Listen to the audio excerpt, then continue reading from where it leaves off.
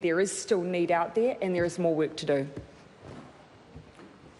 Question number 2, the Honourable Simon Bridges. Thank you, Mr Speaker. My question is to the Prime Minister. Does she stand by all of her government's statements The and Right actions? Honourable Prime Minister. Mr Speaker, yes. When the Minister of Housing and Urban Development said earlier this year that no one should be sleeping in a car this winter, does she stand by her response, absolutely no one? If so, why has the government not delivered on that? Mr Speaker, yes, this government absolutely stands by that statement. No one in New Zealand should be sleeping in a car, which is why we have come in with an ambitious plan around both addressing the issues of supply, making sure that there is emergency housing, increasing public housing supply by over 6,000 places. Mr Speaker, we have also told people, if you are in need, our door is open, and we acknowledge that as soon as we said that, we knew the numbers would go up. We said they would go up, and they have. Does she accept that, in fact, the cost of living is hurting New Zealand families when the median rents across New Zealand has increased $30 a week in the past year? Petrol taxes are costing some New Zealand families an extra $15 a litre every time they fill their car. And to make things worse, electricity prices are starting to rise as well. Mr Speaker, I do want to bring in a few numbers into this debate. Look, no one is denying that we have a supply issue with housing in New Zealand. That's why we've acknowledged there is a housing crisis, and it's why we are building more houses. Mr Speaker, it is going to take us a bit of time to turn the ship around. 9 years is a long time for there to be both inaction and the sale of state houses, but we're getting on with the job. I do also want to point out, Mr Speaker, though, the latest figures from Stats New Zealand show the average household income in the year to June 2018 was up 5% from the previous year, compared to an average rise under National of 3.3%.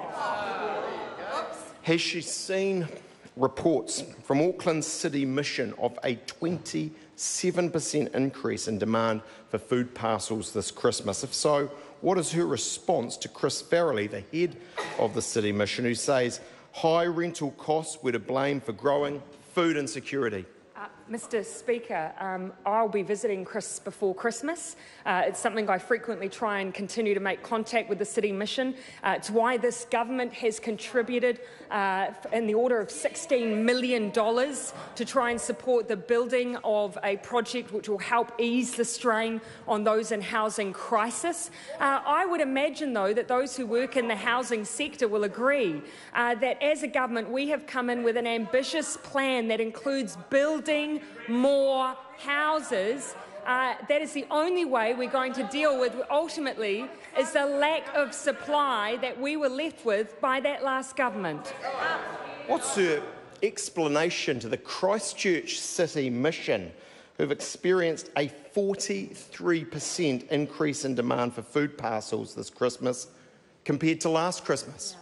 And again, as I say, Mr Speaker, and as I acknowledged in the answer to the last member's question, since July, of course, we have put significant changes into our tax transfer system.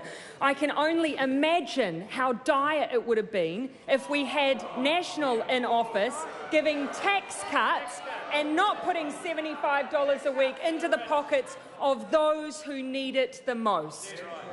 Does she accept that increasing taxes on residential property investors is increasing rents for low-income households and making it worse? Order. Sorry, I apologise. There's some commotion happening at the back of the House, and it's to stop. The Honourable Simon Bridges. Does she accept that increasing taxes on residential property investors is increasing rents for low-income households and making things worse in terms of rent costs all around New Zealand? Mr Speaker, no.